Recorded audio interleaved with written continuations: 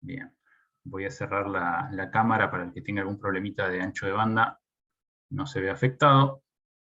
Bueno, y voy a estar atento al chat ante cualquier consulta. Bueno, arranquemos entonces. Para los que ya pudieron pegarle una mirada al material que les envié hoy que les enviamos en realidad hoy a la mañana. Bueno, la clase de hoy vamos a charlar en realidad de lo que son los transformadores de corriente aplicados a procesos de medida y de protección. Básicamente vamos a charlar sobre transformadores de corriente por el simple hecho que transformadores de tensión prácticamente lo vienen viendo durante toda la carrera, ¿sí? Lo vieron probablemente en física 3, lo vieron en electrotecnia, lo aplicaron en electrónica 1, por lo tanto los transformadores de tensión no son bien familiares, no así tal vez los transformadores de corriente, ¿sí? Que vamos a ir viendo a lo largo de la presentación que, la física involucrada, de los parámetros físicos involucrados, van a ser los mismos. Sin embargo, van a aparecer en función de la aplicación que tienen y de la forma de vincularse a un circuito, que se presentan ciertas características que los hacen bien distintos a los transformadores de corriente de los de tensión.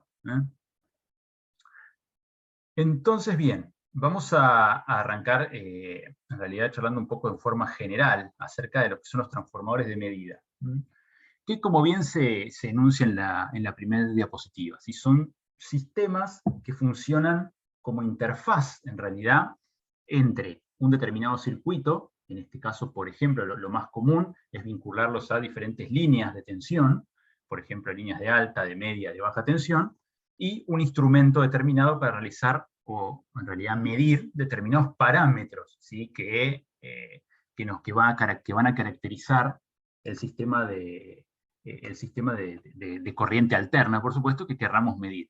Entre los parámetros, como se enuncia en la diapositiva, ¿no? O sea, por supuesto que vamos a utilizar transformadores de medida para obtener mediciones de corriente, de tensión, de potencia, frecuencia, sincronismo, desfasaje. Bueno, hay muchas aplicaciones, pero en particular nosotros nos vamos a concentrar en los transformadores de corriente.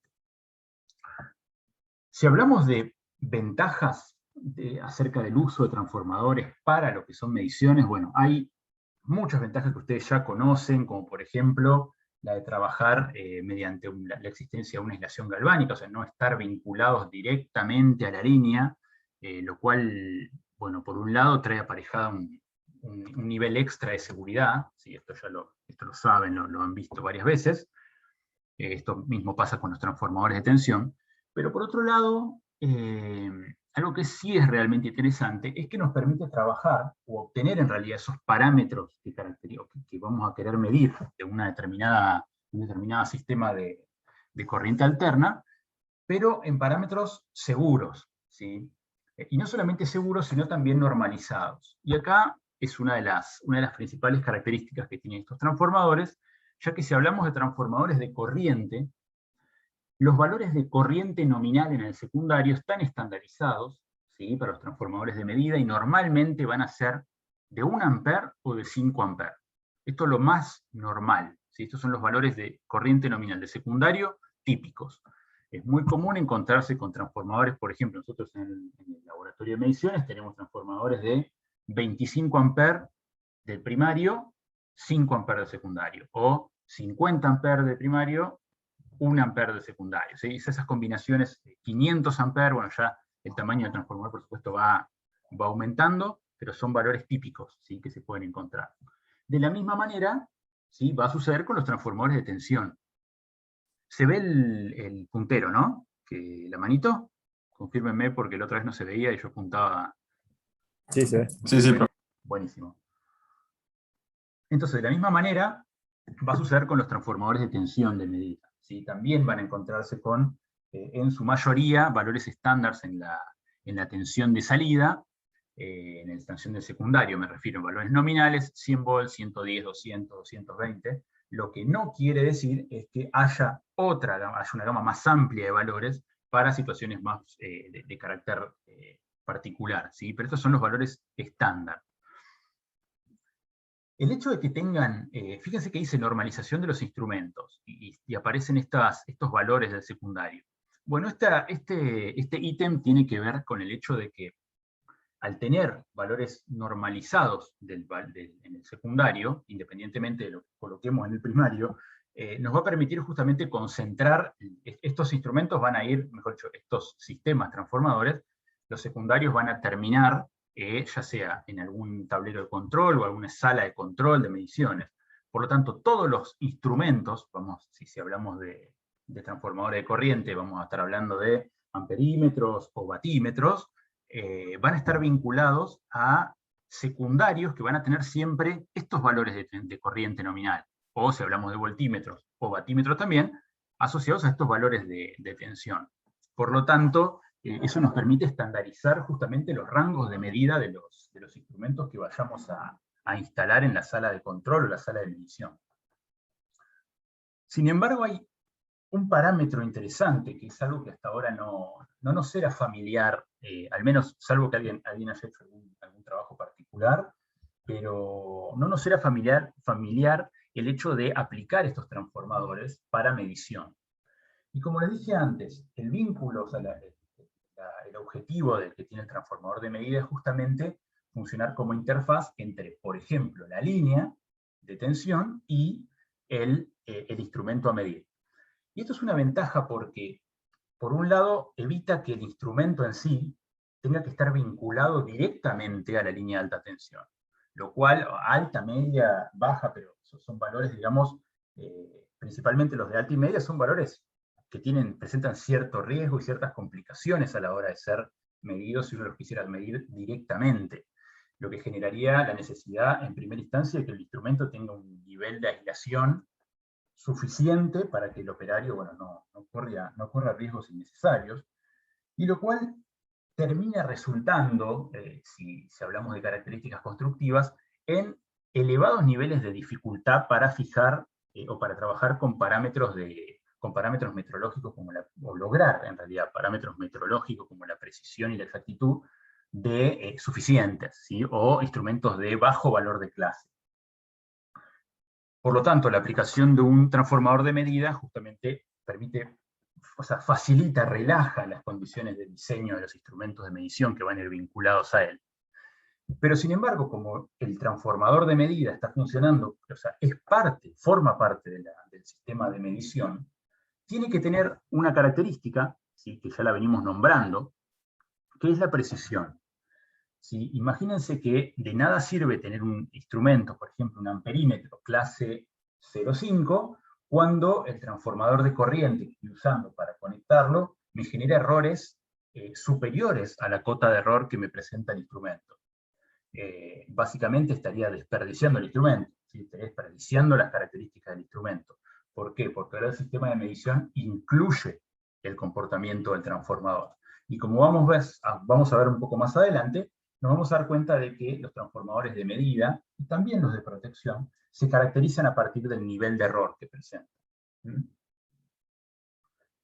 Ahora bien, el esquema que tenemos a la derecha, bueno, básicamente es un esquema general de un transformador, más tirándose, es más familiar, o al menos correlaciona más con el modelo de transformador de tensión que nosotros conocemos. Vamos a ver que los transformadores de corriente constructivamente tienen algunas diferencias, pero nos sirve como para definir los parámetros principales que van a entrar en juego, ¿sí? Como lo son las tensiones, ¿sí?, del primario, del secundario, las corrientes del primario y secundario, las vueltas, o sea, los bobinados, que se van a caracterizar principalmente por el número de vueltas, y por supuesto el flujo que se va a establecer en el circuito magnético, en este caso en el núcleo del transformador.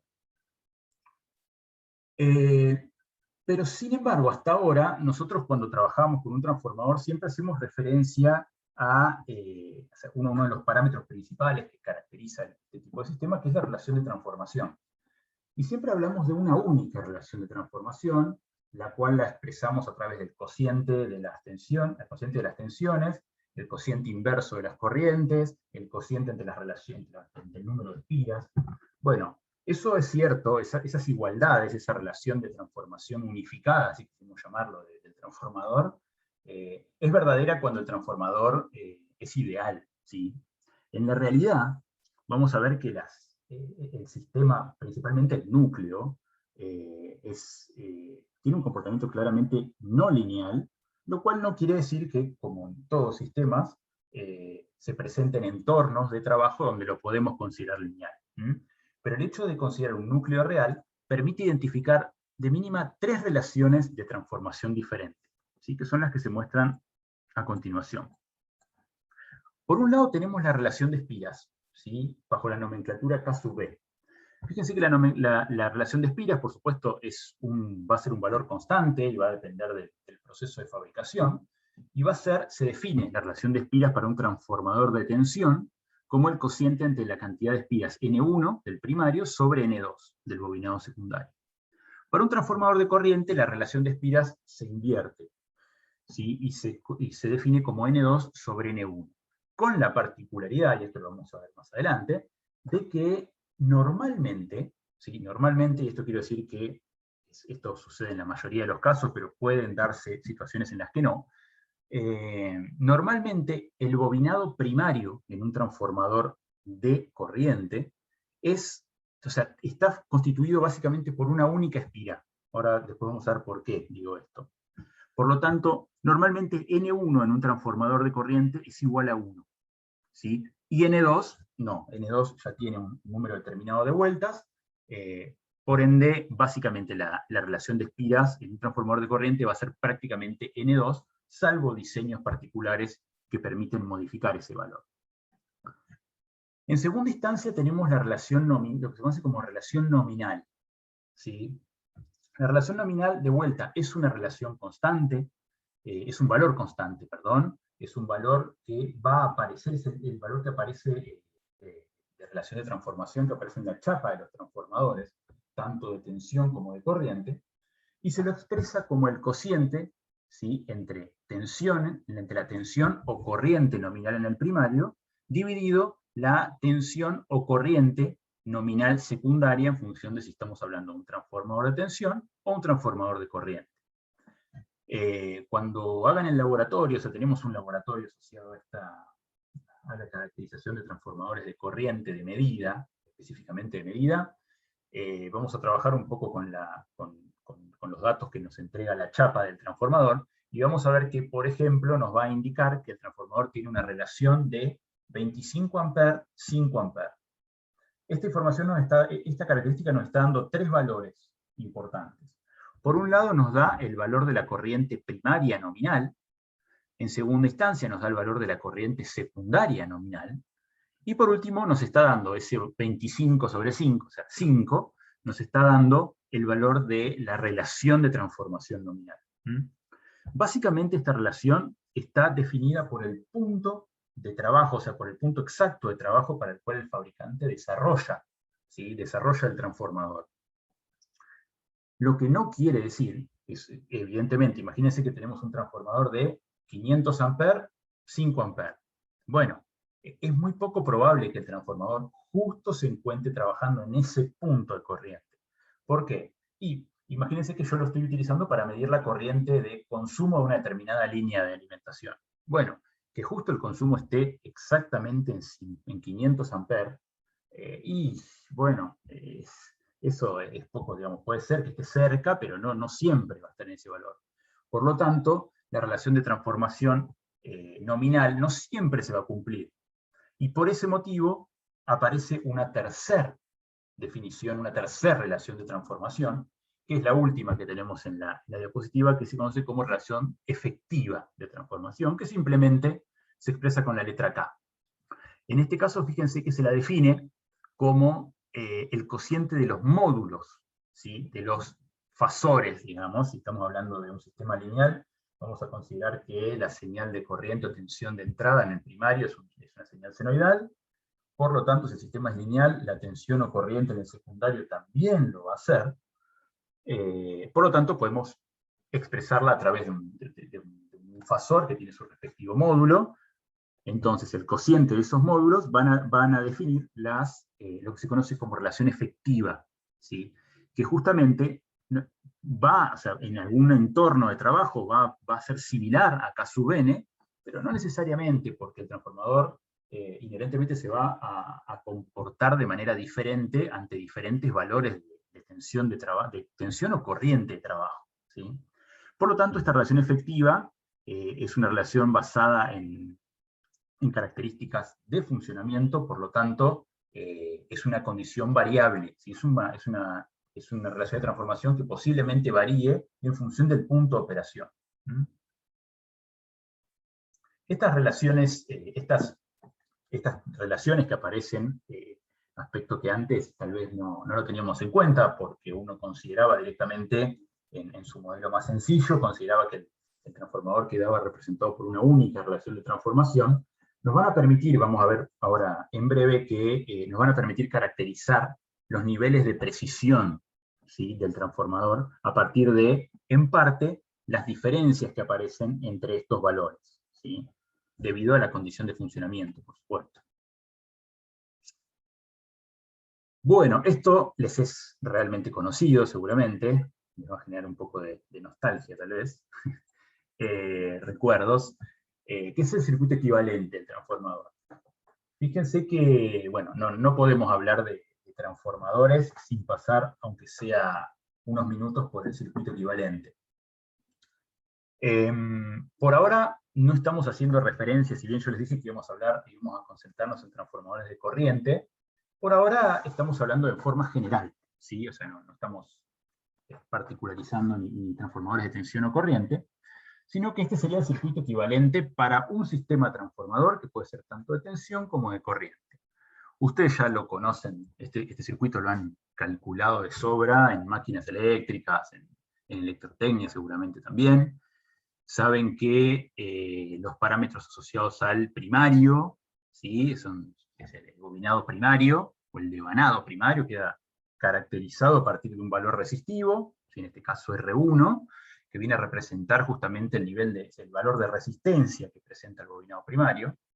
Luego tenemos un segundo parámetro, que en este caso es una inductancia X1, que es esa inductancia de dispersión que viene a representar el efecto del flujo disperso, el flujo magnético disperso que presenta el bobinado primario.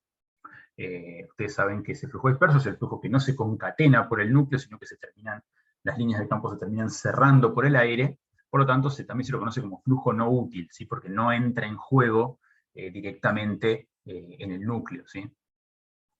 Lo mismo va a suceder en el bobinado secundario. En este caso la nomenclatura está asociada como X'2 y R'2. Bueno, por el sencillo hecho de que se reflejaron los parámetros del bobinado secundario al bobinado primario para justamente obtener el circuito equivalente eléctrico, ¿sí?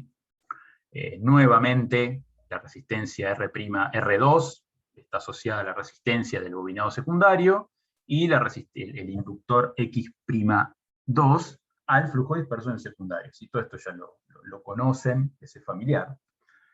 Y algo interesante y a tener en cuenta es que este modelo que nosotros estamos usando acá, principalmente por el hecho de modelar al núcleo del transformador a partir de una impedancia paralela entre una resistencia y una inductancia, viene a representar un modelo lineal del núcleo.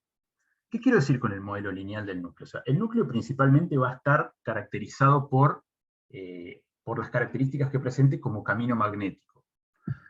Lo cual, haciendo una analogía, lo cual, bueno, es frecuente verlo así, haciendo una analogía con un circuito eléctrico, el camino magnético, el núcleo magnético va a quedar representado a partir de uno de los parámetros más usados, que es la reluctancia magnética.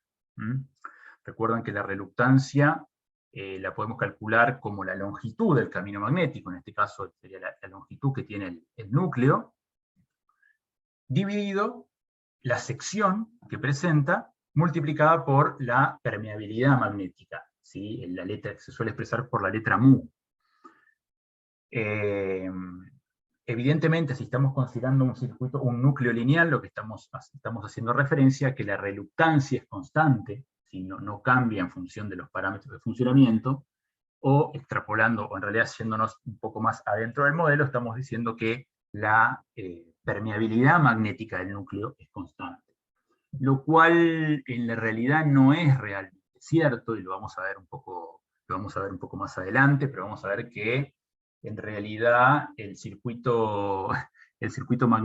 mejor dicho, el comportamiento del núcleo no es lineal, sí lo es en determinados entornos, o al menos tiene un alto grado de correlación con un comportamiento lineal en ciertos entornos de trabajo, lo que nos va a permitir decir que si yo tengo una corriente de entrada, en este caso, senoidal, bueno, vamos a tener una corriente de salida que también va a ser senoidal, que también va a tener la misma frecuencia, y va a tener, vamos a ver ahora, un determinado desfasaje asociado a las características, asociado a los parámetros que estamos fijando para caracterizar el núcleo.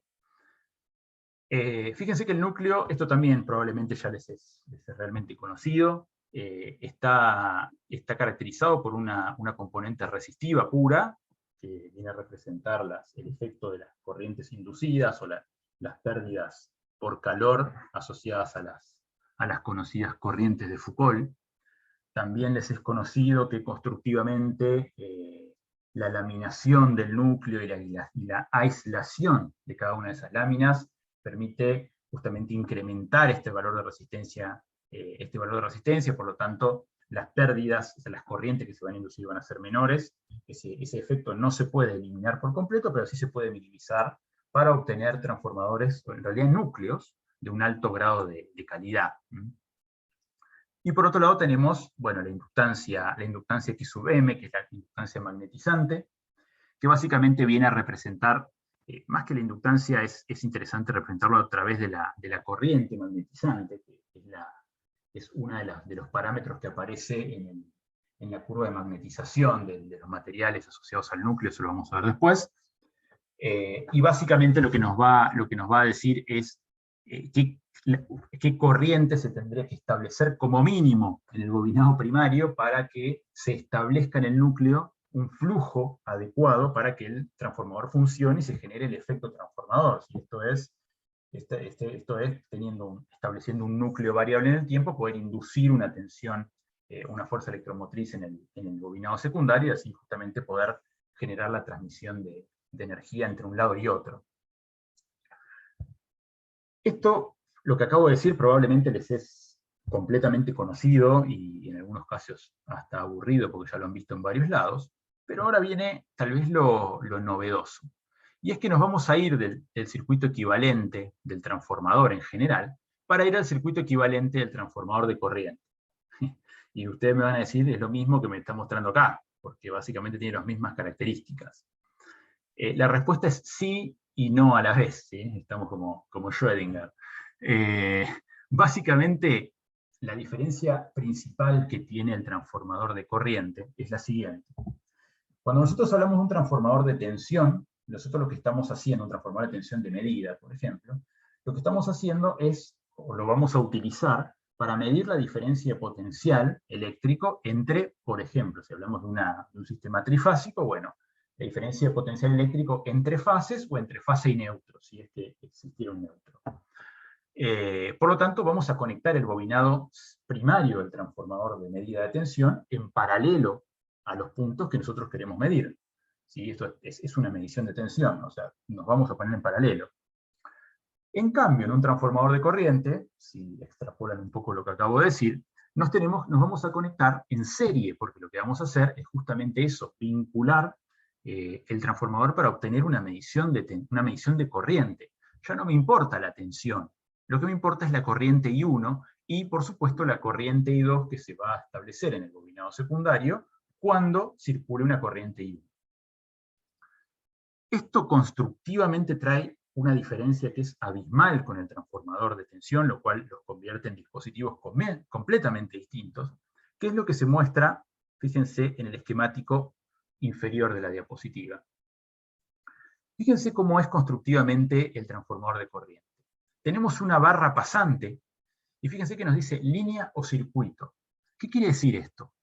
Que el primario del transformador va a ser, por ejemplo, la línea de alimentación que nosotros queremos medir, no sé, una línea de media tensión.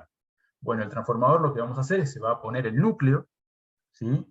El núcleo transformador de corriente, que normalmente es del tipo toroidal, se va a poner alrededor de esa línea, ¿sí? Alrededor de ese conductor, y lo que va a generar es que el bobinado primario, fíjense, el bobinado primario es la línea misma que yo estoy midiendo.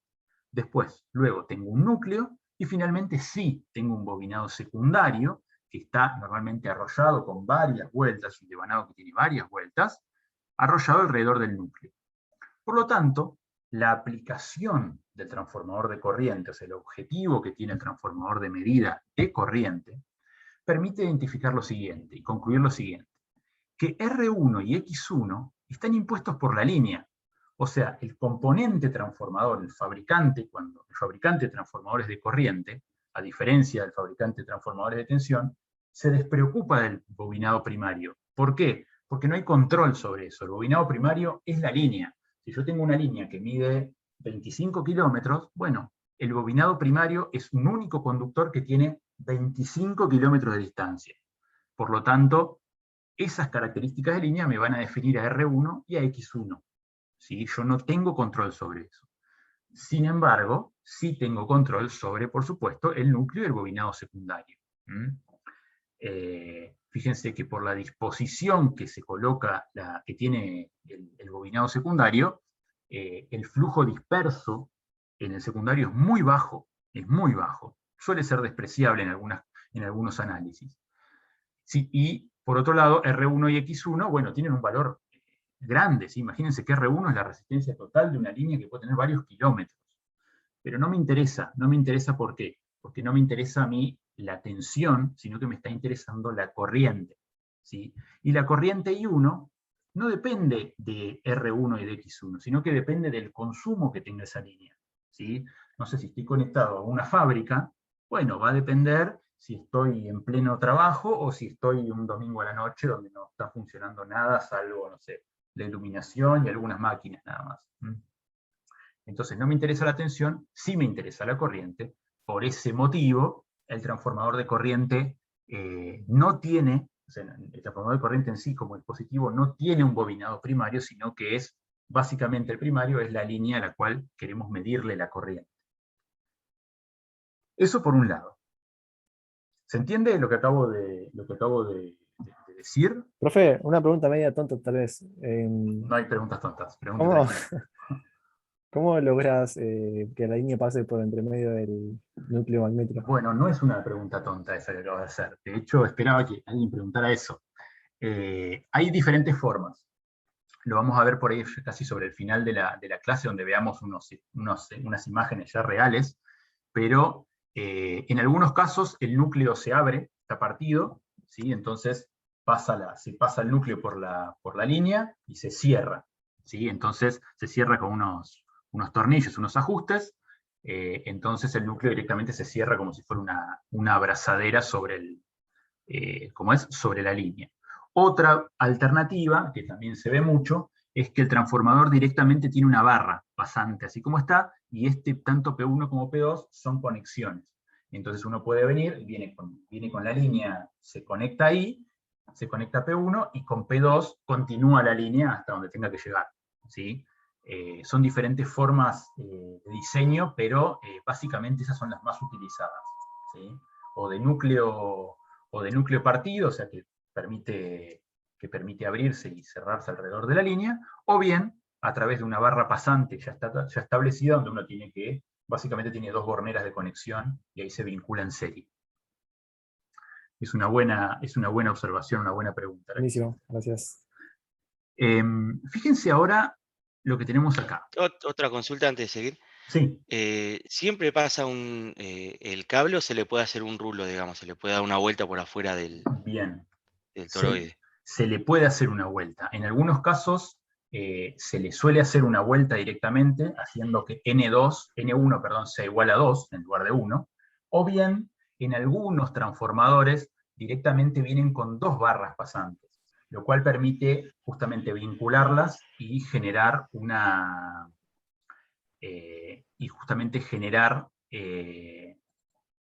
digamos, un número más, un N1, perdón, igual a 2, lo cual eso no siempre se hace, pero en algunas condiciones sí se lo ejecuta para modificar un poco la sensibilidad del transformador de corriente. No es tan común. Lo más común es que sea N1 igual a 1. Pero en algunos casos, como bien observaste vos, o se le da una vuelta, o bien viene con dos barras pasantes para generar justamente eso, dos vueltas alrededor del primario. Y cambia básicamente la sensibilidad, ¿sí?, del sistema. Fíjense lo que tenemos ahí abajo, ¿sí?, que es, esto les es familiar a todos, tal vez más a los eléctricos, que es un diagrama fasorial. Evidentemente el diagrama fasorial solamente es representativo del sistema si el sistema funciona con un modelo lineal, ¿no? O sea, evidentemente si nosotros representáramos al núcleo con un modelo no lineal, lo cual podría ser tendría mayor exactitud en cuanto a la representación del comportamiento del núcleo, eso estaría bien.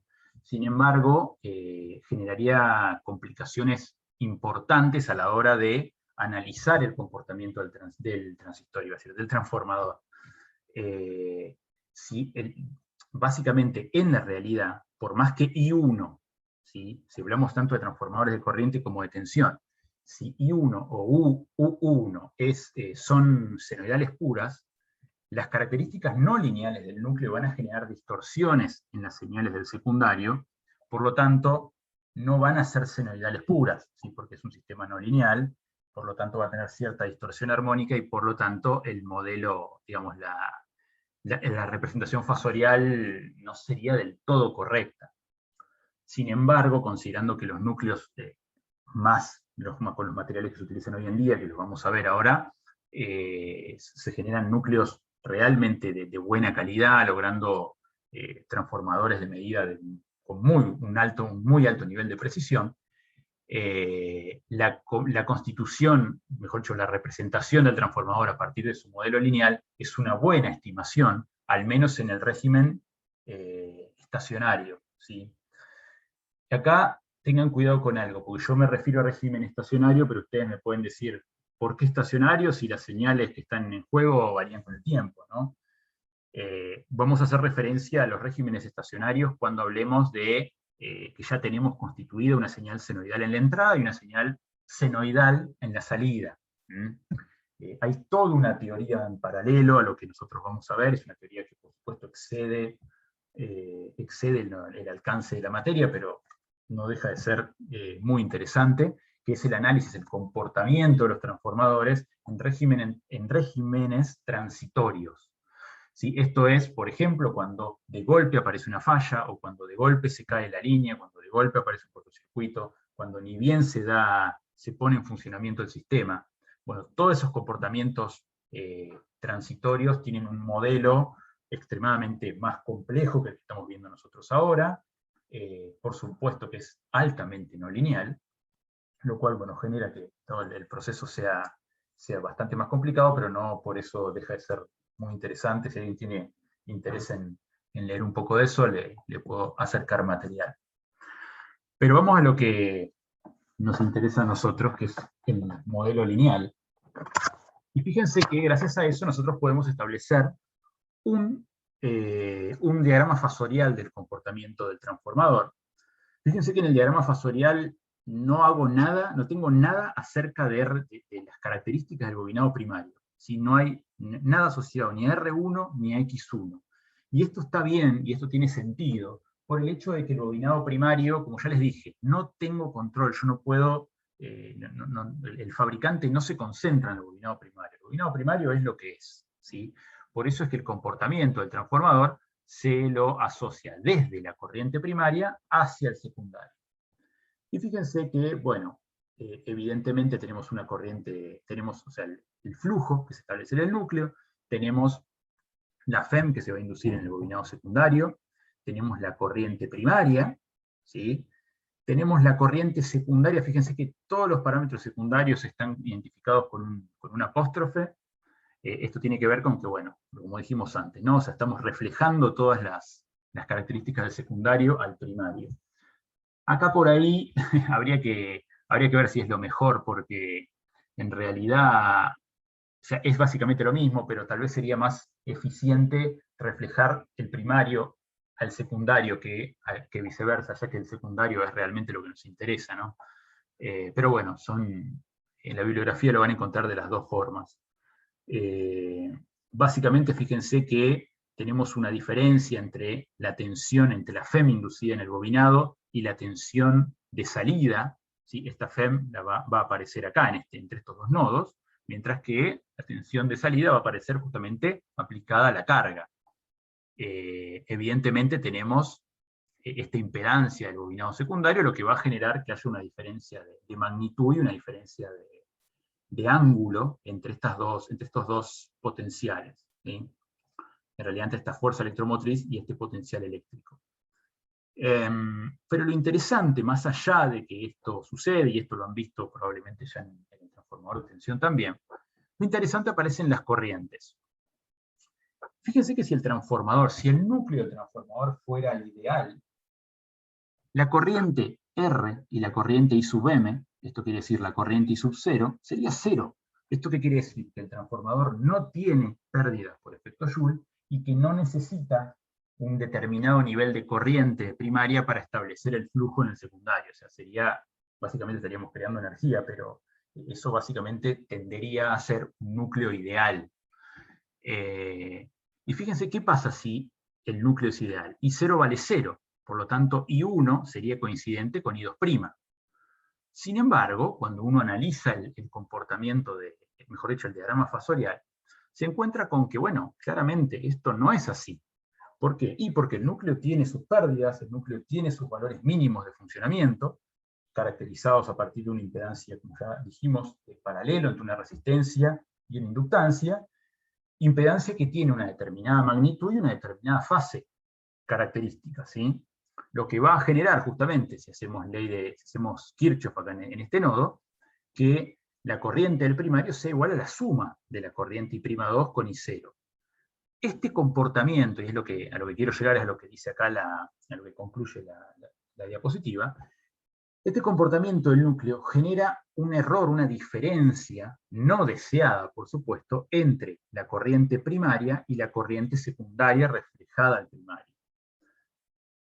Y ahora vamos a ver de qué estamos hablando, pero ya se van haciendo una idea de que constructivamente lo que vamos a tratar de hacer es minimizar, ¿sí? Es minimizar justamente el valor de I0 para minimizar, por un lado, el error, la diferencia de magnitud que tienen estos dos fasores, y por otro lado, la diferencia de magnitud, diferencia de ángulo, perdón, que también presentan entre ellos debido a, bueno, al comportamiento del núcleo.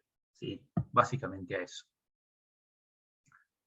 Y ahora sí, ya vamos a hablar bien del transformador de corriente de medición. Bueno, esto ya lo venimos diciendo, pero una buena idea, esto por ahí lo que les voy a decir es más un comentario personal que un comentario válido a nivel académico, pero probablemente les sirva para entender un poco más el transformador de corriente. El transformador de corriente en sí es útil en algunos casos verlo como una fuente de corriente, ¿sí? Controlada por corriente. Esto es, una I2 que depende pura y exclusivamente de la corriente I1 en determinadas condiciones de funcionamiento. ¿Sí? O sea, no es que esto es siempre así. Ustedes saben que el transformador se puede saturar, eso lo vamos a ver más adelante. Pero para analizar algunos efectos, es interesante en algunos casos hacer esa correlación, que no es del todo cierta, pero es un modelo que podría servir para luego procesar algunos fenómenos que se van a dar y que vamos a ver. Algo interesante del transformador de corriente es que prácticamente trabaja en cortocircuito. Y fíjense que esto tiene sentido, porque al principio de la presentación hablamos de que lo que se va a conectar en el transformador de corriente, ¿qué es? Es un amperímetro, o probablemente sea la bobina amperométrica de un batímetro. Y ustedes ya saben, y esto lo vienen viendo durante todas las carreras, pero lo volvimos a repetir en las primeras clases, cuando vimos principalmente tipos de instrumentos, de que las resistencias equivalentes, o la impedancia equivalente en realidad, el módulo de la impedancia equivalente, que van a tener este tipo de instrumentos, es muy baja. ¿Sí? Porque, a ver, si yo no utilizara un transformador, yo quiero que un amperímetro lo pongo en serie y no quiero que me altere mi circuito. Por lo tanto, la resistencia efectiva interna o la impedancia interna tiene que ser muy baja. Eso va a generar que este Z' que tenemos acá sea realmente bajo. Van a ver, ahora vamos a charlar un poquito sobre el tema de la carga de un transformador de corriente. Ahora no me quiero adelantar. Por lo tanto, el transformador de corriente prácticamente funciona en cortocircuito. Esto quiere decir que este U2 que yo tengo acá va a ser de un valor muy bajo, lo que va a generar que el transformador en realidad, debido al tipo de carga que se le va a conectar, va a generar la FEM inducida en el bobinado secundario va a tener un valor bajo, ¿sí? También, lo que se traduce en realidad con valores de flujo de trabajo, valores de flujo nominales bajos. Básicamente lo que estoy diciendo es que esta corriente I0, en condición nominal, referido a la corriente I1 y de la corriente I2, va a ser muy pequeña.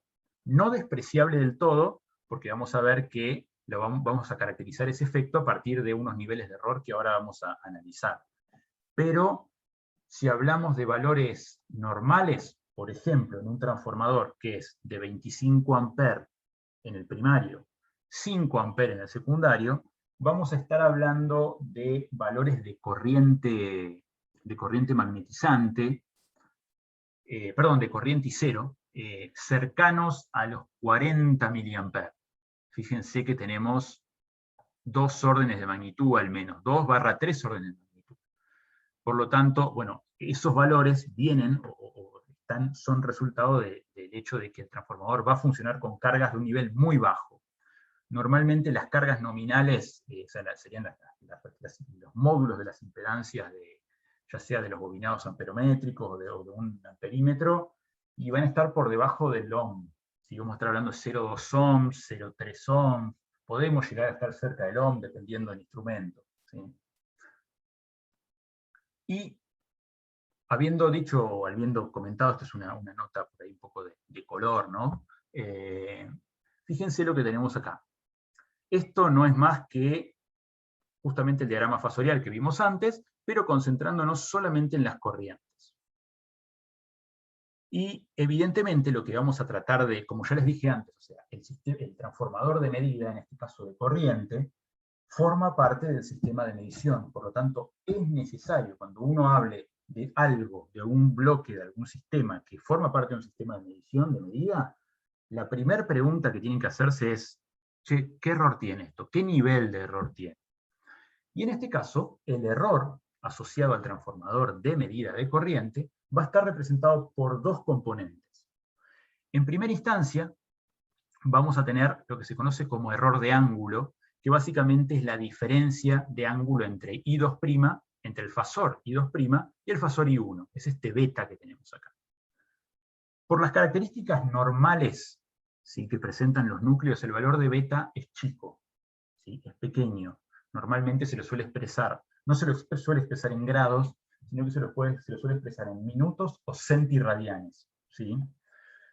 Y bueno, debido a que la característica de los materiales, de los núcleos que se usan habitualmente, generan niveles de beta relativamente bajos, es válida la aproximación trigonométrica de que beta es prácticamente el seno de beta, y haciendo un trabajo trigonométrico realmente sencillo, podemos expresar ese seno de beta a partir del cociente entre el valor de la corriente I0, que es esta corriente que tenemos acá, no nos olvidemos, y de la corriente I1.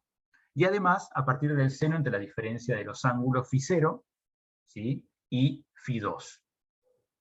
Evidentemente, ya como ya veníamos haciendo referencia y ya seguramente se venían imaginando, disminuir el valor de I0 va a ser beneficioso para el transformador, o sea, va a generar que el error de ángulo al menos se reduzca. Por lo tanto, cuanto menor es el valor de I0, más chico va a ser este ángulo, por lo tanto el comportamiento del transformador se va a asemejar cada vez más a un transformador ideal, ¿no? Algo similar podemos hacer con lo que se conoce como error de relación. El error de relación lo van a ver representado normalmente por la letra epsilon,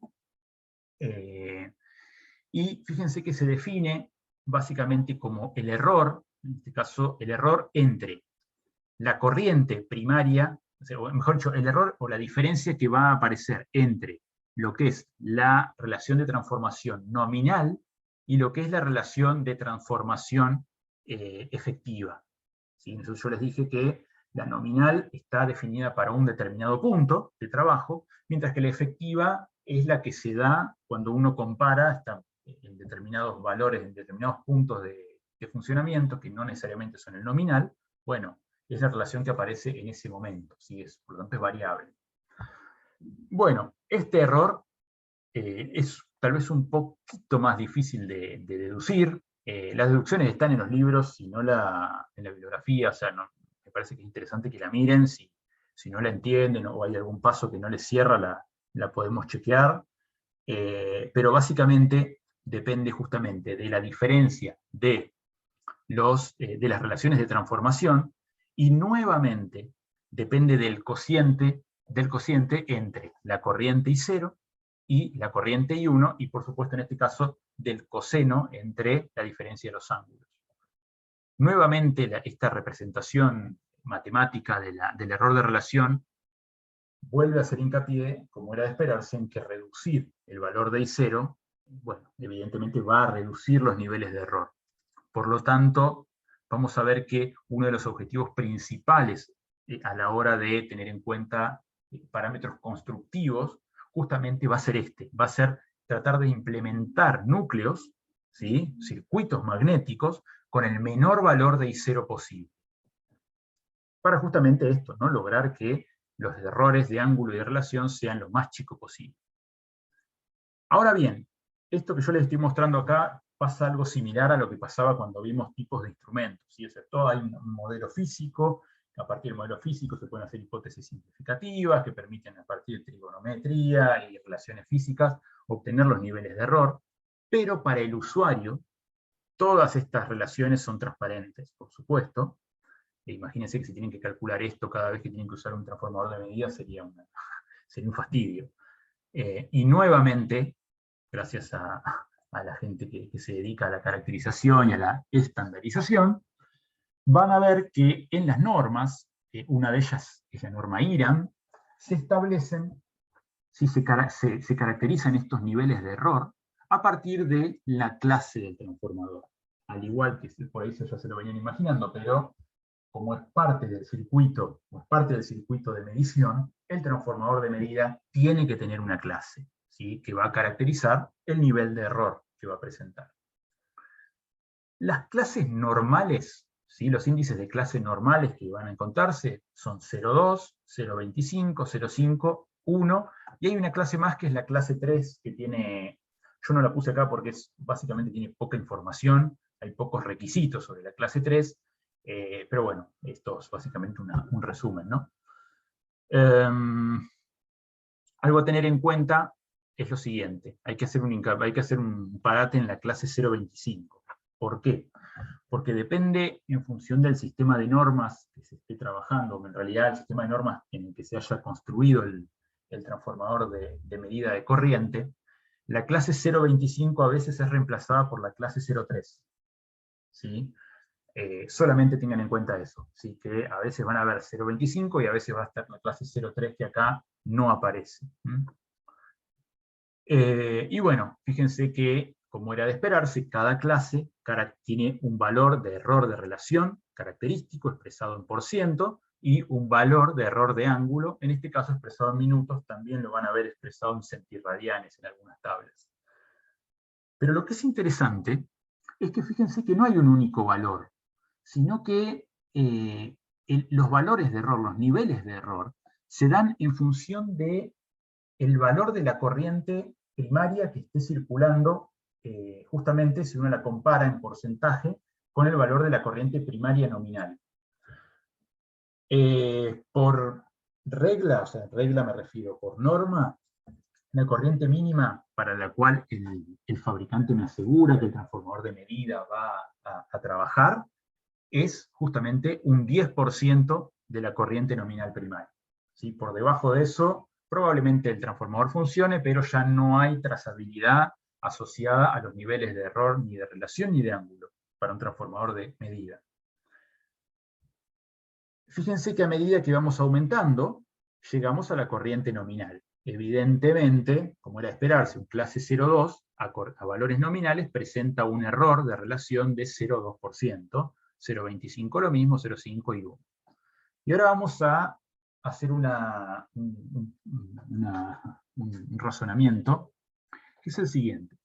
Fíjense que para valores menores de la corriente nominal, los niveles de error siempre son mayores. ¿Sí? Pasa en todas las clases. Y esto tiene sentido.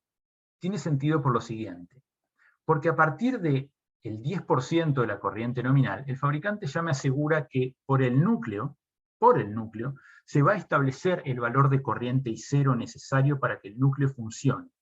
¿Sí? Lo que estoy diciendo es que se va a establecer el valor de corriente I sub m, la corriente de magnetización, para que el núcleo funcione, para que se establezca un flujo en el núcleo magnético. En el núcleo ferromagnético, perdón. Pero, sin embargo, ¿sí? este nivel de corriente, siempre y cuando estemos en valores nominales o en un entorno del valor nominal, este valor no va a aumentar drásticamente, salvo que nos vayamos a una zona de saturación. Pero si nos mantenemos en la zona lineal del transformador, y ahora vamos a ver cuál es, el valor de I0 es prácticamente constante. Y si es prácticamente constante, ¿sí? Fíjense que si en lugar de estar en los valores nominales de I1 y de I2, estoy en valores menores, para un I0, este gráfico por supuesto que está exagerado, ¿no? Pero para un valor de I1 menor y de I0 menor, el error que va a introducir tanto de ángulo como de fase, tanto de ángulo como de magnitud, cuando estos dos fasores tienen un módulo menor, bueno, el error va a ser mayor. ¿Sí?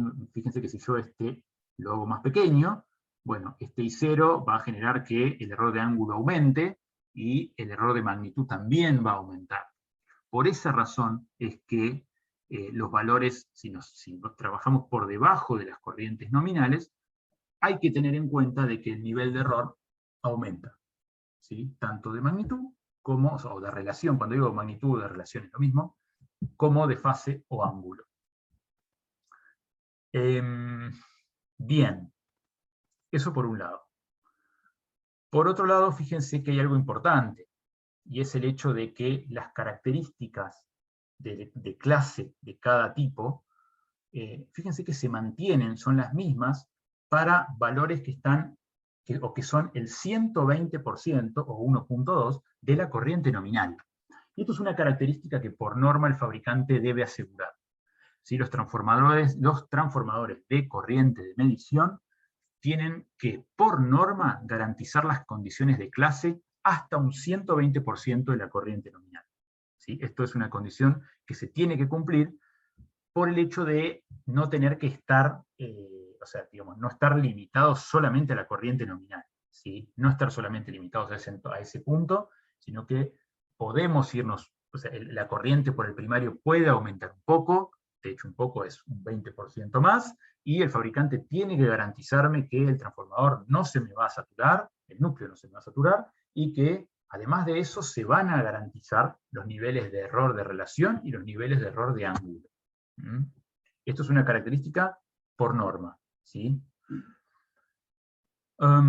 Bueno, y evidentemente, como nos pasaban los instrumentos de medida, en función de la clase de cada uno de estos transformadores, es la aplicación. Bueno, esto se lo dejo que lo miren un poco, pero como es de esperarse, los instrumentos de mejor clase, en realidad los transformadores de mejor clase, se suelen utilizar, no se suelen ver en el campo, no se van a utilizar en un tablero en el campo, sino que se van a establecer normalmente en bancos de laboratorio para llevar adelante experimentos o ensayos de contraste. ¿Sí?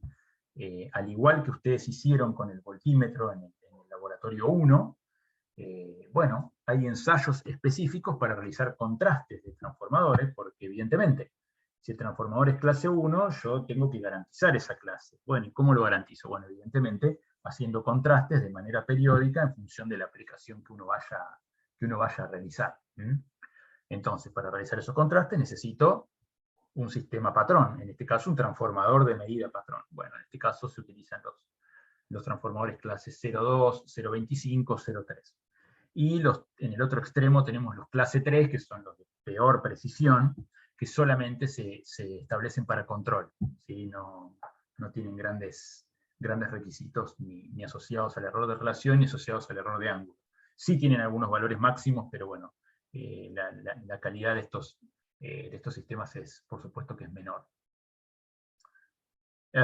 Bueno, la clase, como dije al principio de la presentación, la clase, en la chapa del instrumento, en la chapa del transformador de medida, además de ver la relación nominal de transformación, también van a ver la clase. ¿Sí? La clase es uno de los datos principales que van a encontrarse en la chapa característica y tiene que estar incluida. Otra información que van a encontrar en la chapa del transformador es la carga nominal. ¿Qué sucede? La carga nominal, ¿sí? Cuando digo carga nominal me refiero al valor que va a tener esta impedancia que está acá. El fabricante me va a decir, bueno, para trabajar en condiciones nominales, esta carga tiene que tener un determinado valor. ¿Y cómo me lo va a expresar y dónde me lo va a expresar? Bueno, este dato también aparece en la chapa característica del transformador y puede aparecer de dos maneras. Una menos frecuente y otra más frecuente. La menos frecuente es que aparezca representado a partir del módulo Z y del factor de potencia, coseno phi, que normalmente vale 0.8.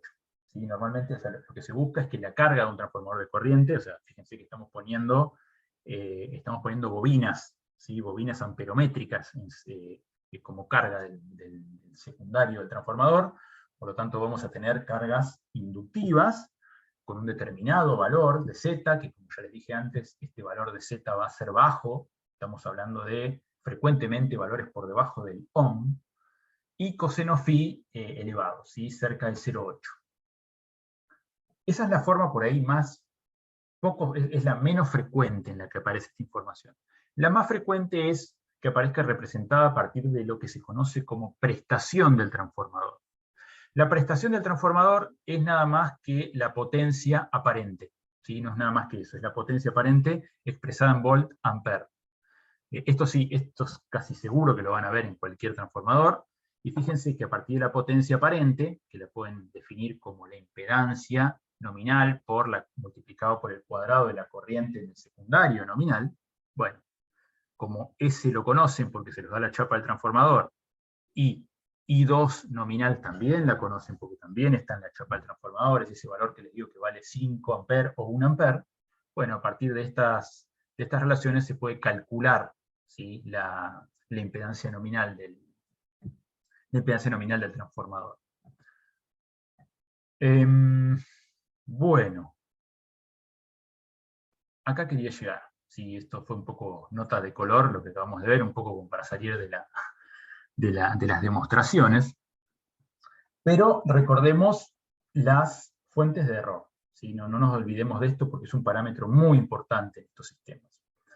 Y recordemos que los objetivos de los diseños constructivos, principalmente asociados al núcleo, van a tener como fin justamente minimizar este valor para minimizar las fuentes de error. Por lo tanto, acá vamos a ver algunas características típicas que se consideran para justamente minimizar el valor de I0.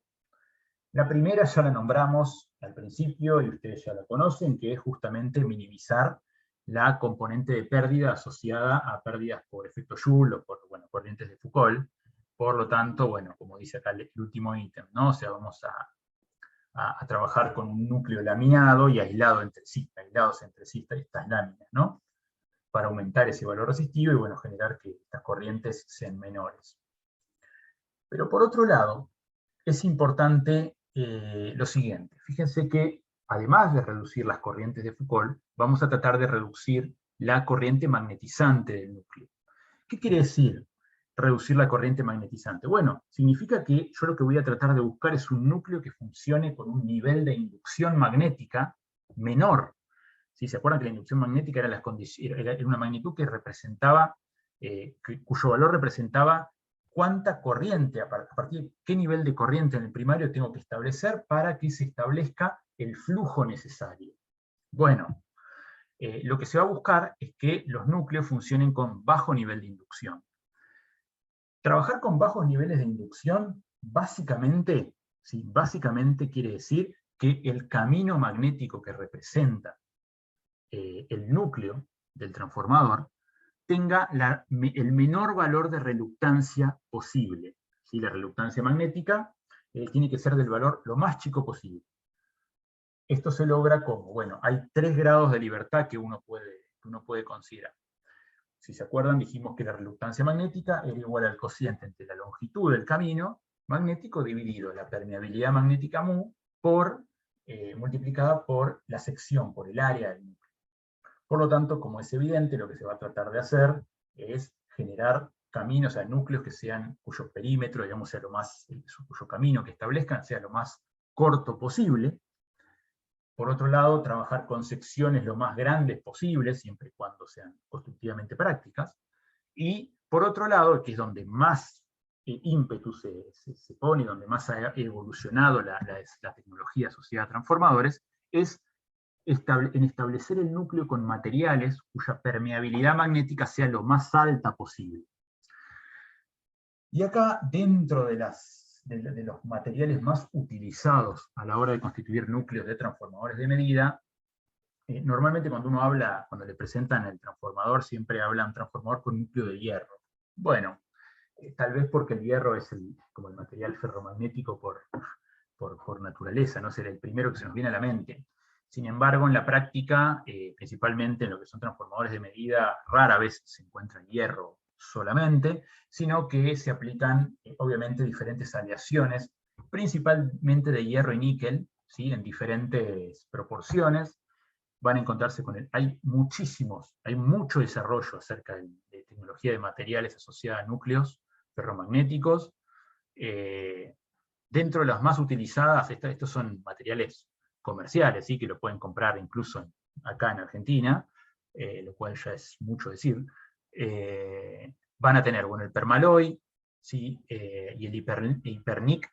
Estos fíjense que son 2 aleaciones de níquel y hierro, pero donde básicamente tenemos diferentes concentraciones de cada uno.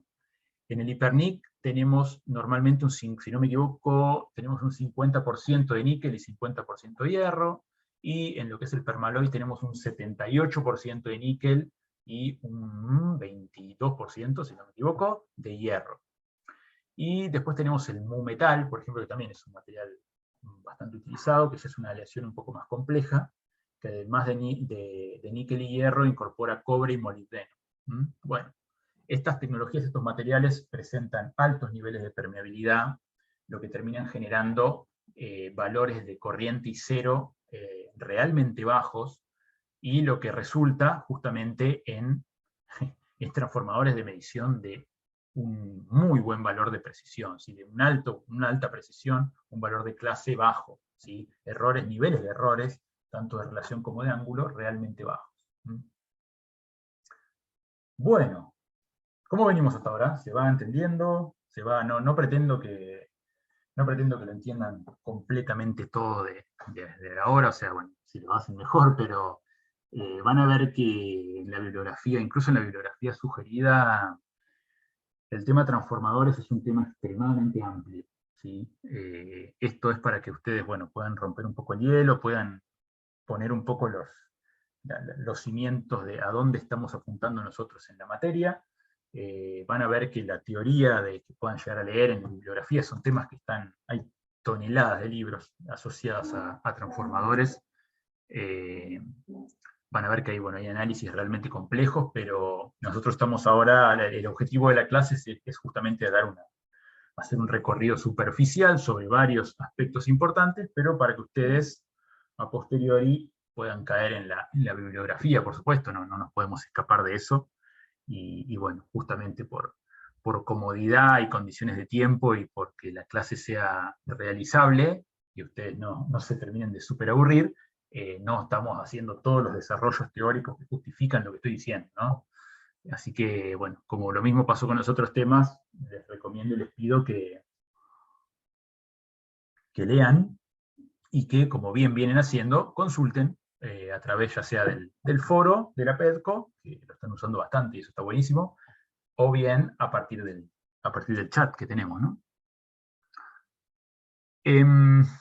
Bueno, vamos a hablar ahora tal vez de unos, creo que el último efecto, tal vez, no sé si decirle complicado, pero tal vez que tiene cierto nivel de complejidad, que es, como dice el subtítulo de la diapositiva, la apertura del bobinado secundario en un transformador de corriente. Bueno, para los que han trabajado con transformadores de corriente o ya han cursado mediciones en algún momento, saben que la regla, y esto sí es una regla, y esto hay que grabárselo, es que nunca hay que dejar un transformador de corriente con el secundario abierto cuando por él circula corriente por el bobinado primario. ¿Sí? Nunca, nunca, nunca. ¿Sí? Por eso que está en amarillo, y lo van a ver en todos los libros esto, y lo van a ver normalmente en negrita, con un recuadro bien llamativo. ¿Sí? La pregunta sería ¿por qué? Bueno, a ver, la explicación tiene su complejidad, pero vamos a tratar de hacerla lo más amena posible. Fíjense, o sea, ¿qué consecuencias va a traer que uno deje el bobinado secundario abierto cuando circula corriente por el primario? Bueno, principalmente van a pasar dos cosas. Por un lado, el núcleo va a entrar, como dice en la diapositiva, en un estado de saturación fuerte. ¿Sí? Fíjense que el transformador de corriente dijimos que estaba diseñado para funcionar con casi en cortocircuito. Bueno, si uno deja el secundario abierto, nos vamos a un estado de saturación fuertísimo. ¿Sí? Esto puede generar, en primera instancia, si estamos entrando en saturación, quiere decir que esa corriente I sub 0 aumentó. Si esa corriente aumenta, quiere decir que por un lado están aumentando las corrientes de Foucault, por lo tanto el núcleo se puede calentar, de hecho se va a calentar, y dependiendo del nivel de saturación que hagamos y el tiempo al cual esté sometido el transformador de corriente a ese nivel de saturación, el núcleo hasta incluso puede explotar. ¿Sí? Hay riesgo real de explosión del transformador, lo cual no es para nada grato, ¿no? Y por otro lado, vamos a ver que, como se muestra acá en el gráfico de la figura, se van a generar picos de tensión en el bobinado secundario, picos de tensión inducida que van a ser varias veces los valores de tensión que se establecen para funcionamiento nominal, lo cual puede generar, por un lado, un riesgo al operario que está ahí cerca, si estuviera cerca de esa situación, y por otro lado, estos niveles elevados de corriente, de tensión, porque corriente no va a haber porque está abierto, pueden llegar a generar rupturas, se pueden pinchar la aislación del bobinado secundario, ¿sí? Lo cual realmente es complicado, y puede llegar a, evidentemente, si se llegan a encontrar con un transformador de corriente que queda en esta condición de circuito abierto en el secundario cuando circulaba corriente por el primario, evidentemente hay que sacarlo de servicio, de mínima hay que sacarlo de servicio, hay que llevarlo a contrastar por todas estas condiciones, no necesariamente quiere decir que se rompa, ¿sí? Pero de mínima hay que llevarlo a contrastar y verificar justamente que este estado anómalo, digamos, de funcionamiento del transformador, anómalo y no deseado, no haya generado inconvenientes en las características del transformador. ¿Sí? Eso de mínima. ¿Mm? Y vamos a ver qué es por qué se genera esto. Para ello, permítanme volver 2 segundos al circuito equivalente que nos va a permitir verlo de forma un poco más cómoda. Supongamos que tenemos el transformador en condición nominal. O sea, esto es, yo tengo conectado, o sea, tengo la corriente primaria circulando, por ejemplo, 25 amperes de corriente nominal. Tengo conectado en el secundario un amperímetro que tiene el valor de carga nominal, y tengo circulando un I2, que van a ser, por ejemplo, va a ser la corriente nominal, así que imagínense que tengo 5 amperes. sea, 25 amperes, 5 amperes es un valor típico de transformadores de corriente. Por lo tanto, si hablamos un poco del núcleo, ¿sí? Estamos en una condición de casi cortocircuito, por lo tanto, la corriente, si uno la pudiera medir, y esto estoy hablando, de hecho se puede medir, hay un ensayo que vamos a hacer en el laboratorio de medición de caracterización de transformadores de corriente, donde justamente vamos a levantar una curvita donde vamos a ver el valor de I0, y para 25 amperes, 5 amperes en el secundario, este valor de acá va a estar cercano a los 40 mA, ¿sí? 38, 37 mA, normalmente. Ahora, imagínense que yo, en lugar de tener el amperímetro conectado, pongo en serie, o sea, a mí me piden que en realidad yo, además de medir corriente, necesito medir potencia. Entonces yo tengo un batímetro, y digo, bueno, lo pongo en serie, con el bobinado, la bobina amperométrica del batímetro, lo pongo en serie con el amperímetro. Por lo tanto, lo que estoy generando es que este nivel de, o sea, la impedancia que tengo conectada ya no sea la impedancia nominal, sino que sea un valor mayor.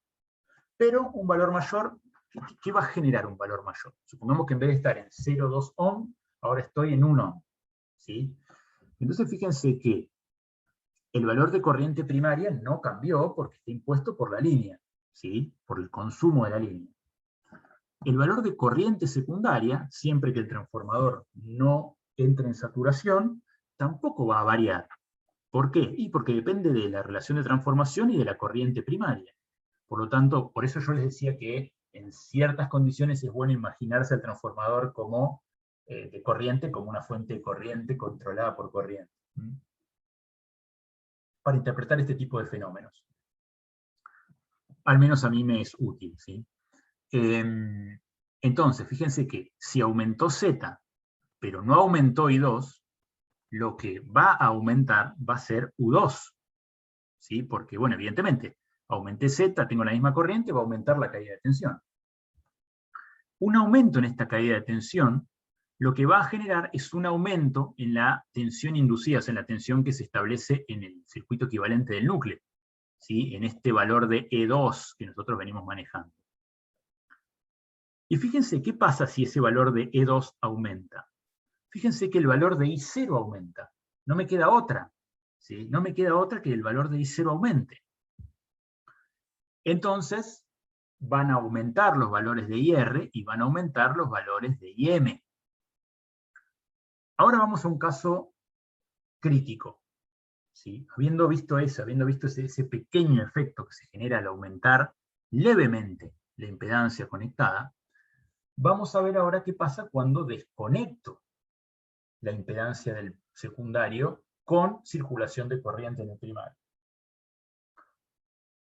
Bueno, evidentemente, ya la condición de fuente de corriente controlada por corriente ya se pierde porque, bueno, tengo un circuito abierto, o sea, I2 ya no va a funcionar, ya no va a circular.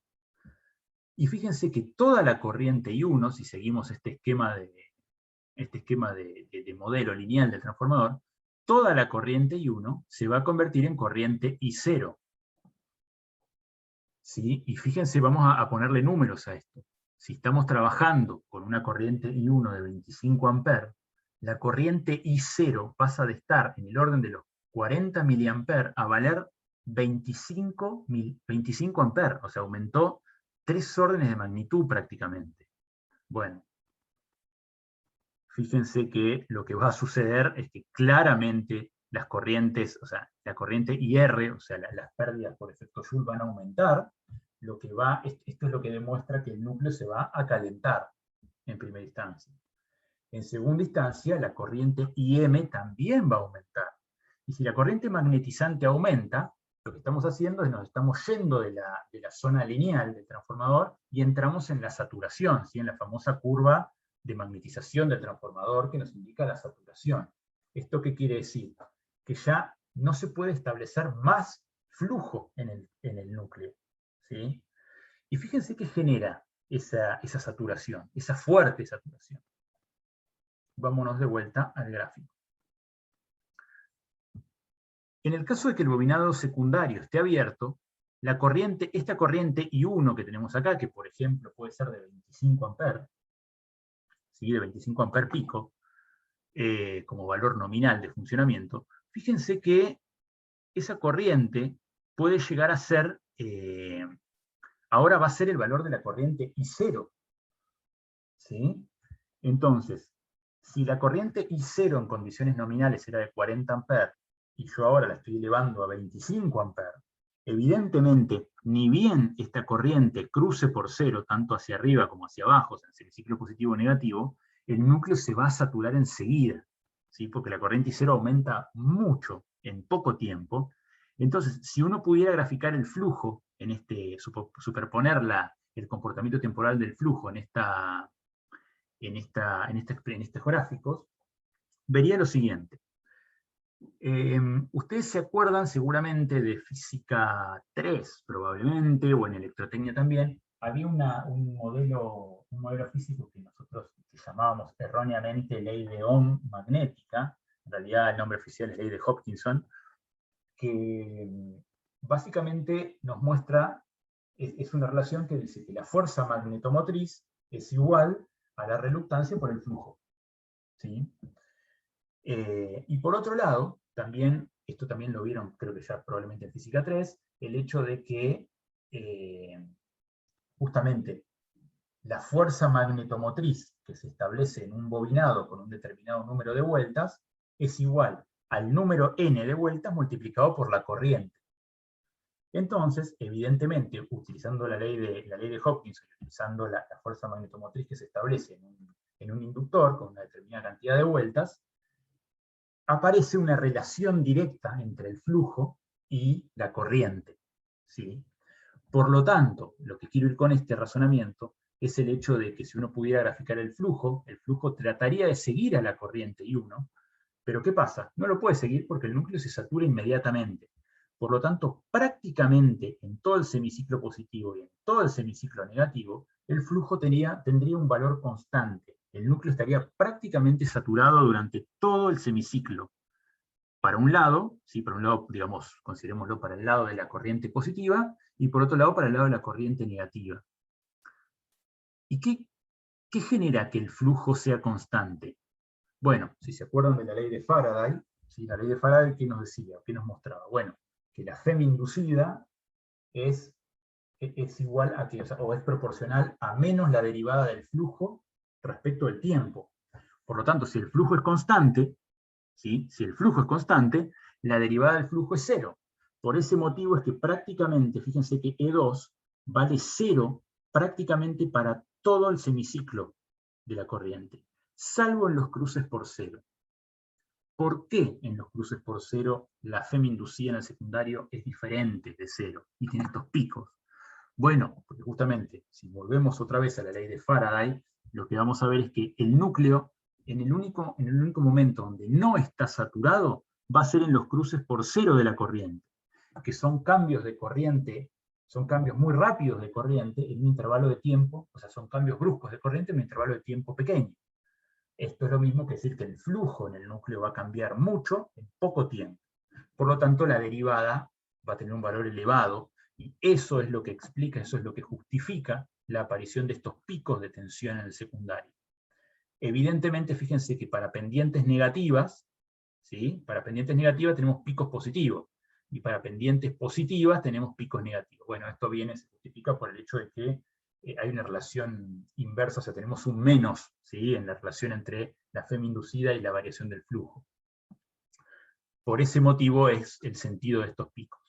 Pero fíjense que esos picos se van a generar, o sea, dependiendo del valor de la corriente primaria, van a generarse niveles de Fm inducida extremadamente altos, que bueno, si esto se lo deja en un determinado tiempo, se van a perforar lo que serían las aislaciones del bobinado secundario, y bueno, evidentemente el transformador se va a romper, ¿sí? Una característica constructiva que puede llegar a salvar, pónganlo entre 4 pares de comillas, el transformador si lo dejan con el secundario abierto, es el hecho de que, y esto lo vamos a ver ahora en un par de diapositivas más, es que cuando ustedes vean el acceso al bobinado secundario, normalmente está establecido por una caja de borneras. Y son bornes que están muy cerca unos de otros, lo suficientemente cerca. Por lo tanto, estos niveles repentinos de tensión, de potencial eléctrico, de FEM, en realidad, que van a aparecer entre los bornes, al estar tan cerca unos de otros, frecuentemente generan la ionización, o sea, la ruptura dieléctrica del aire, y generan el establecimiento de arcos, ¿sí? Arcos entre bornes, lo cual no es algo agradable, pero sin embargo generan que durante esos instantes de tiempo circule corriente, o sea, se cierre el circuito por el aire, evitando que el transformador vuele, ¿sí? Lo cual no quiere decir que no se generen daños permanentes, y de nuevo, les repito, si se da un caso de estos, es necesario hacer un contraste, un proceso de contraste para ver en qué estado quedó el transformador, ¿sí? Bueno, este efecto que les acabo de comentar recién y que traté de hacerlo lo más ameno posible, pero sin embargo es un efecto un poco complejo de explicar, en la bibliografía está explicado con gráficos, está explicado si tienen más tiempo de desarrollo. Por lo tanto, lo que les pido es que lo miren. Les pido particularmente que este efecto lo miren porque es algo interesante de analizar, y que si en algún caso no les queda claro o no les cierra la idea, por supuesto que lo podemos volver a discutir, ¿sí? Porque es una característica importante del transformador de corriente, del funcionamiento en realidad. Bueno, y para ir terminando, vamos a hablar, hasta ahora venimos hablando solamente de los transformadores de medida. Vamos a hablar de los transformadores de protección de corriente. La física que se asocia y que explica y que justifica el comportamiento de los transformadores de protección es la misma que la que venimos explicando, por suerte. Sin embargo, las condiciones de trabajo son distintas, ¿sí? Los transformadores de protección justamente entran en servicio cuando se da una falla en el sistema eléctrico. Esto es, una falla, por ejemplo, la aparición de un cortocircuito, niveles de corriente elevados, ¿sí? Por lo tanto, cuando entran en servicio, estos transformadores de corriente normalmente están sometidos a varias veces su corriente nominal, para la cual fueron diseñados. Por ese motivo se define para este tipo de transformadores lo que se conoce como coeficiente de sobreintensidad. Algo que no dije en principio de estos transformadores, es que la carga, ahora en lugar de ser un amperímetro, o en lugar de ser un bobinado amperométrico de un batímetro, lo que va a hacer es el bobinado de un relé de protección, ¿sí? Porque ¿qué es lo que queremos? Que si se supera, por ejemplo, un determinado nivel de corriente, que ya está dimensionado y es conocido, en función del dimensionamiento del sistema eléctrico, bueno, si se supera un determinado nivel de corriente, que el transformador justamente tome ese nivel de corriente, lo transfiera al relé de protección, y que el relé de protección se excite el bobinado del relé de protección, y justamente el sistema se abra o salga de servicio alguna parte que sea la defectuosa. Por ese motivo es que los transformadores de protección, cuando entran en juego, suelen estar expuestos a varias veces su corriente nominal. Por lo tanto, están fabricados para tal fin, ¿sí? No tienen el mismo, constructivamente son diferentes a los trapos de medición. Y como les decía, se define para este tipo de dispositivo lo que se conoce como coeficiente de sobreintensidad. Bueno, fíjense que acá la definición creo que está clara, o sea, es cuántas veces puede aumentar la corriente nominal del primario hasta que el error de relación alcance un valor del 10%. Los valores típicos de coeficiente de sobreintensidad son 5, 10, 20 y 30. ¿Sí? Esto quiere decir que si vale 10, ¿sí? La corriente nominal, la corriente del primario puede aumentar 10 veces, y aún así el error de relación está por debajo del 10%. Esto quiere decir que básicamente el transformador no entra en saturación, ¿sí? No quiere decir, de vuelta, estos son valores estándar, no quiere decir que haya otros valores de coeficiente de sobreintensidad, pero que ya son para aplicaciones particulares, ¿sí? Bueno, como les dije al principio, los transformadores de protección también tienen su nivel de clase. Fíjense que la nomenclatura es la que tenemos acá, 5P o 10P son los normales. Bueno, la P obviamente es de protección, y fíjense que el 5 y el 10 no están representados en el error de relación como estaban en el de medición. Y esto tiene que ver con que este 5 y este 10 están relacionados con un tercer valor de error que se llama error total. Eso lo pueden leer de la bibliografía. El error total básicamente es el valor eficaz de la diferencia entre la corriente primaria y la relación de transformación la relación de transformación nominal por la corriente secundaria, instantánea, ¿no? Y se saca el valor eficaz de eso y se calcula ese error. Bueno, ese error en este caso es del 5% para los de clase 5P y es del 10% para los de clase 10P.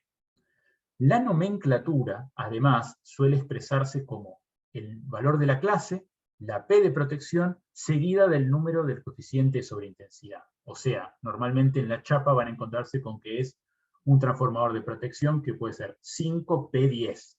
¿Sí? Clase 5 de protección con coeficiente de sobreintensidad de 10. ¿No? Y ya para ir cerrando, lo que les quería mostrar es esta figura que la vengo nombrando durante toda la presentación, pero todavía no habíamos llegado, que es la característica de magnetización. La característica de magnetización muestra realmente el comportamiento del núcleo. ¿Sí? Realmente el comportamiento del núcleo, y la van a encontrar expresada con diferentes magnitudes.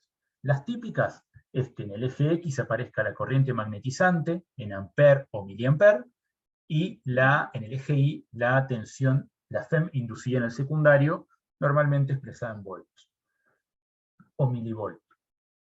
Y otra alternativa que también es muy frecuente de ver es la intensidad de campo magnético, si estamos hablando del sistema internacional, expresada en amperes sobre metros, y en el eje Y el valor de la inducción magnética expresada en Weber sobre metro cuadrado. Pero más allá de estas características de representación, lo que me quiero quedar es con que, fíjense la comparación, esto está exagerado, esto no es así de lineal, en la realidad, si uno levantara la curva de magnetización de un núcleo, esto tiene una forma tipo S, ¿sí? Esto sí lo podríamos dibujar, si me lo permiten, esto tendría exageradamente algo así, ¿sí? O algo así para el transformador de medición. Esto está exagerado, obviamente. Por supuesto que el núcleo no es para nada lineal, pero en ciertos entornos esta representación, digamos que tiene un buen nivel de correlación, al menos un nivel de representatividad. Fíjense la diferencia constructiva. Dijimos que la física, tanto para los transformadores de medición como de protección, es la misma. Pero fíjense que constructivamente el núcleo de medición difiere del núcleo de protección, justamente porque el núcleo de protección tiene que soportar, tiene que poder manejar niveles de corriente elevados, ¿sí? Niveles de corriente primaria elevados. Si se utilizara un núcleo de medición como sistema de protección, fíjense que si se presenta un nivel de corriente de magnetización, por ejemplo, en este punto, bueno, el núcleo de medición se va a saturar. Y si lo estamos usando como núcleo para que accione un relé de protección, sí, no se va a activar el relé de protección y por lo tanto la falla va a continuar. Es necesario que el núcleo de los transformadores de protección tenga el codo de saturación más allá, ¿sí? Más allá del que presentan los transformadores de medición, para que justamente para valores elevados que van a aparecer de corrientes de magnetización, o sea, de corrientes primarias, el transformador pueda responder y pueda accionar lo que son las cargas de protección, o sea, los relés de protección, ¿sí? Bueno, y acá un poco como para aflojar un poquito, un poco de fotos y esquemas de componentes reales, ¿sí? Fíjense que esta es una extensión del esquema que vimos hace 2 o 3 filminas atrás, y esto es lo que normalmente suele aparecer. ¿Sí? Normalmente suele aparecer que sobre una misma línea, ¿sí? Sobre un mismo primario, tenemos diferentes núcleos. Tenemos núcleos de medición, en algunos casos, y núcleos de protección. En este caso tendríamos vinculado al secundario instrumentos de medida, y en este caso tendríamos vinculados al secundario relés de protección que se van a utilizar justamente para sacar de servicio las zonas que presenten fallas, ¿no? En el laboratorio nosotros tenemos transformadores de este tipo, normalmente. Estos son los más comunes, tipo 25 amperes, 5 amperes, o 25 amperes, 1 amperes, son transformadores más bien chicos. Fíjense que acá tenemos el núcleo toroidal, tenemos el centro, en este caso hay que pasar el bobinado, hay que pasar la línea, lo que uno quiera medir, ¿sí? O sea, tiene que venir con un extremo, pasarlo, y en este caso tenemos los bornes del bobinado secundario. Fíjense que esto es lo que yo les decía, ¿sí? Son bornes que están cerca unos de otros, por eso es que frecuentemente cuando se los deja abiertos se genera la aparición de los arcos. Profesor. Sí. Sí, disculpe, ¿la pinza amperométrica funciona de la misma forma? Exactamente, sí, es un buen comentario. Sí, tiene el mismo principio de funcionamiento. Y de hecho, perdón, el que preguntó recién, ¿sos electrónico o eléctrico? Eléctrico. Ah, bueno, porque también... no, pero está muy buena la pregunta, porque además de la pinza amperométrica, algo que funciona de manera similar es la punta para medir corriente de un osciloscopio. ¿Sí? Por eso te preguntaba si en algún momento te había tocado utilizar una. Nosotros lo vamos a ver ahora, más adelante, cuando veamos osciloscopios, que básicamente el tema es que la punta osciloscopio puede medir valores no solamente alternas, sino valores de continua. O sea, además de ser un transformador de tensión, tiene un sensor básicamente de efecto Hall que permite la medición de corriente continua. Pero a tu pregunta y a tu observación, la respuesta es sí. ¿Sí? Tiene un comportamiento similar a lo que estamos viendo, la pinza amperométrica. Bueno, la última imagen que tenemos acá, en realidad la última no, la imagen de la derecha, esto ya es un transformador de medida para que se vincula a líneas de alta tensión. Acá tenemos, fíjense, esto que tenemos acá, es la barra pasante del primario, la cual baja, si no se ve acá, tenemos el núcleo bajo, por esto toda esta bajada está aislada, con estos aisladores de porcelana, y acá en la caja que tenemos acá, tenemos justamente las borneras, ¿sí? La caja de borneras para vincularnos al secundario del transformador de corriente. Y por último, lo último que quería hacer referencia es a esta imagen de aquí. Nosotros a lo largo de toda la presentación estuvimos asociando los transformadores a medidas de para medir grandes corrientes o vinculados. Hice varias veces referencia de medir grandes corrientes asociadas a las líneas de transmisión.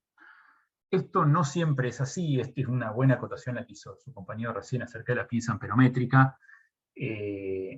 Principalmente para aplicaciones relacionadas con electrónica de potencia, es muy común la aplicación de transformadores de corriente, acá se los ve, fíjense que son transformadores de corriente que no tienen borneras, sino que tienen pines. ¿Sí? A ver si puedo hacer un zoom, se va a apreciar mejor. Fíjense que tienen pines para ir vinculados por ejemplo, a una plaqueta, o vinculados a algún determinado sistema de componentes. En este caso, estos transformadores que se suelen utilizar en aplicaciones electrónicas de potencia, como pueden ser variadores de frecuencia, variadores de velocidad, por ejemplo, sistemas de conversión continua, así cuando uno tiene que alimentar, no sé, una casa ahora que está tan en auge, la aplicación de fotovoltaica para generación distribuida. Bueno, lo que se busca es que cada domicilio, cada hogar tenga al menos un conversor continua, el cual permita, por un lado, convertir la tensión de los paneles fotovoltaicos a tensiones útiles, ¿sí? Y obviamente que después se utiliza un inversor para hacer la alterna, pero se necesitan niveles útiles de tensión de continua, y además, no solamente para alimentar el domicilio, el hogar, sino que también para probablemente cargar baterías. Bueno, todo lo que es el sistema de control que se aplica para minimizar las pérdidas de las llaves que alternan la señal, bueno, utilizan sistemas de medición de corriente que normalmente se utilizan con este tipo de componentes, que son componentes realmente caros. Si hablamos de componentes electrónicos, estamos hablando de varios cientos de dólares, en función de la marca, por supuesto. Pero a diferencia de los transformadores que estamos viendo, a diferencia de estos, el núcleo ya no es un núcleo fabricado para funcionar a 50 o 60 Hz, sino que son frecuencias que son alta frecuencia. Estamos hablando de aplicaciones que normalmente se trabajan en frecuencias desde los 10 kHz a los 100 kHz normalmente. Por lo tanto, obviamente, si utilizáramos hierro o aleaciones de hierro, esas frecuencias no, el núcleo ni se mueve. Por lo tanto, normalmente se utiliza, por ejemplo, grafito, o otro tipo de, perdón, ferrite, o alguna aleación particular, alguna combinación de ferrite con otro material para justamente tener núcleos adecuados, ¿sí? Con bajo nivel de error, pero con respuesta en frecuencia que sean lo suficientemente altas. Lo mismo sucede en una punta de osciloscopio en una punta de un osciloscopio para medir corriente, ¿sí? No son exactamente los mismos transformadores, si bien funcionan con una física similar, donde el primario va a ser la línea o el circuito que uno quiere medir, la pista que uno quiere medir, pero el secundario, mejor dicho, el núcleo tiene que tener una respuesta en frecuencia acorde, ¿sí?, a la respuesta, el ancho de banda que tiene en este caso un osciloscopio, que puede ser de varios megahertz, ¿no? En líneas generales, eso sería, esto quería aclarar, ¿no? Como que no solamente se utilizan para aplicaciones de alta potencia. Bueno, con esto finalizamos la presentación de hoy. Primero déjenme que, no me quiero olvidar, ay, perdón, me equivoqué de botón, sabía que iba a pasar. Denme un segundo. Quiero dejar de grabar.